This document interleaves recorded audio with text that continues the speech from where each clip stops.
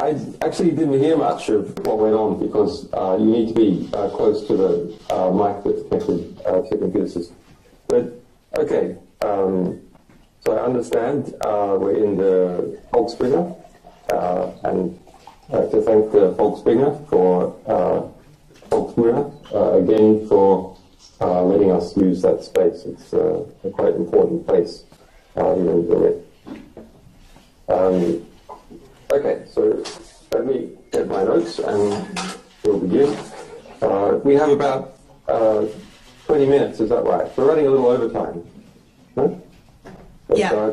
I'll try and cut it to 15 so we have time for questions.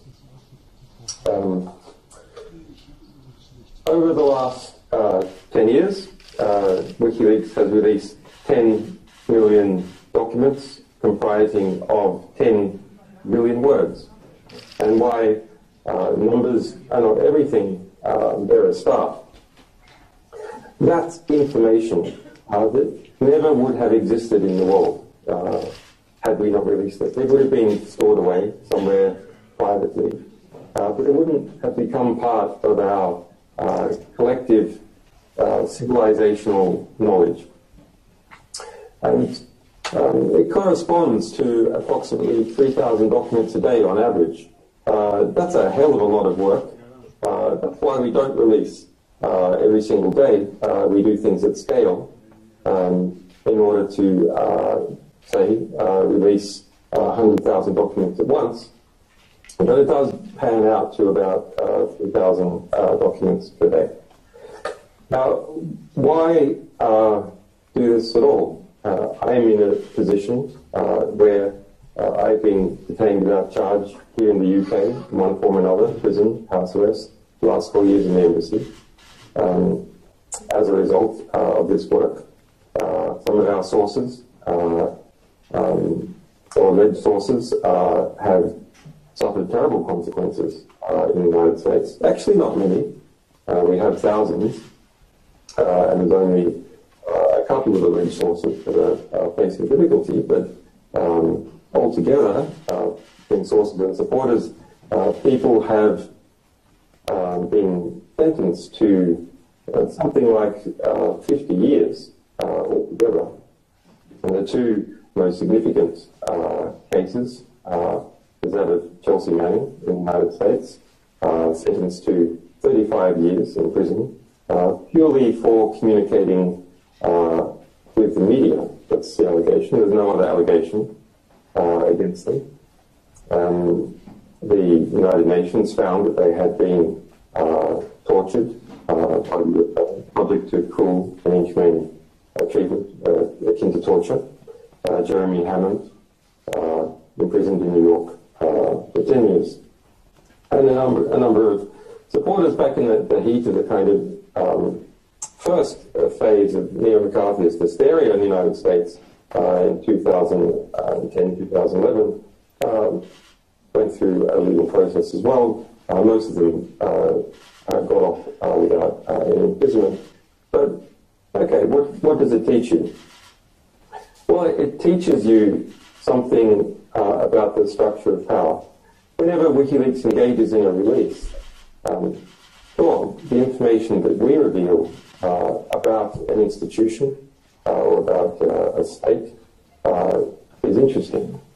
But also the reactions by the institution of the state are extremely revealing, and the reactions by tertiary players, such as particular media groups and their alignment, allied institutions, and so on. I mean, this in some ways harkens back to the old statement of Voltaire that if you want to understand structure of power, you should see who it is that you have difficulty writing about. Well, myself, my staff, and our sources, we believe in some kind of romantic ideal. It's quite a quaint notion. It's quite a unclinical notion. It's quite a notion, in fact, that perhaps in some ways doesn't belong to this time. It belongs to an older time, or perhaps a future time, which is that through understanding the world, we can do something sane. We can do something rational. It's not something of coming out of a postmodernist view of extremely bounded rationality, where everything is kind of pointed. We actually think it's fascinating to understand the world around us, and through this understanding, we can see justice come from it, as we have in many cases, some of which Sarah has pointed out. In fact, you can break down this quest for knowledge and understanding into really the three types of history. And by history, journalists will understand that I don't mean what happened 100 years ago, or not only what happened 100 years ago. I mean history circa now, the history that is unfolding all around us. What are the three types? So type 1 is the history which is subsidized, where there is economic interest in propelling it and promoting it. That, of course, includes all kinds of advertising and propaganda, but it also includes very basic things, such as how to hammer in particular types of nails, how to build a pump, how to fly an aeroplane. Extremely important information, but one that has an existing industry propelling it forth into the world. Type 2 history. And this is unsubsidized history. History which has lost its economic subsidy. Knowledge which is no longer propelled in the world, but sits there and perhaps slowly decays. That's important to try, in some cases, to drive that knowledge, but generally speaking, it's not kept around because people don't find it interesting enough to keep around. And then there's the type 3 history, and that is the type that Wikileaks is involved in, and that I have been interested in all my adult life. And that is subjugated history. It is the history where there is an active effort to prevent it entering the world. And this type of history, if we can find it, if we can grab hold of it, if we can pull it in to civilization and our collective memory, this is a type of history that would not have otherwise existed. That's true for nearly every document published. It would not have otherwise existed as something to be discussed by people of different languages and different cultures.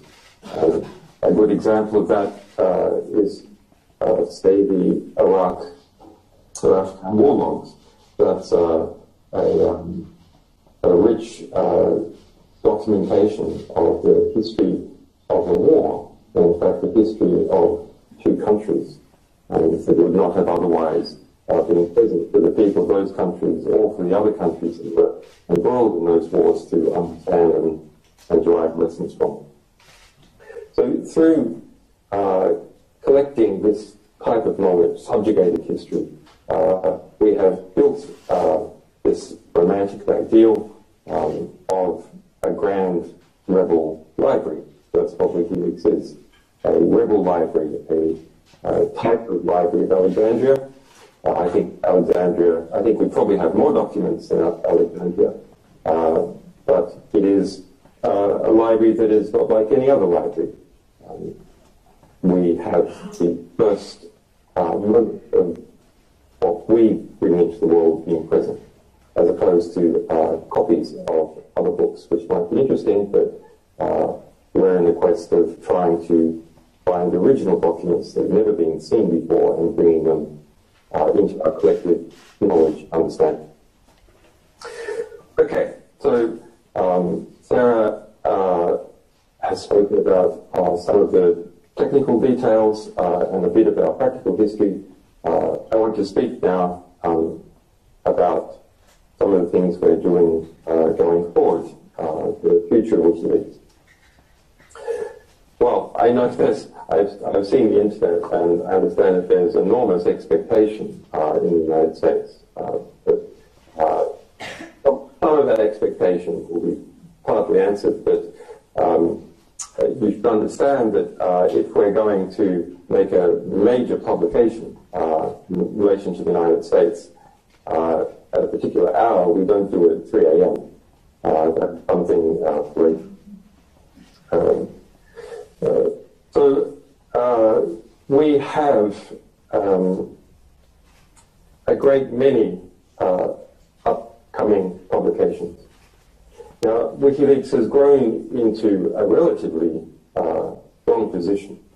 We're a publishing organization that has no debts, has never had to fire anyone, is entirely funded by our readers, has succeeded in every litigation that it's been involved in. I think that puts us in an enviable position of being completely independent, not being dependent on dodgy foundations or advertisers or state funds or exceedingly wealthy benefactors, which of course always have their own interests. But nonetheless, the material that Wikileaks is going to publish before the end of the year is of a significant moment, such a significant moment in different directions, affecting three powerful organizations in 3 different states, as well as, of course, the information previously referred to about the US electoral process.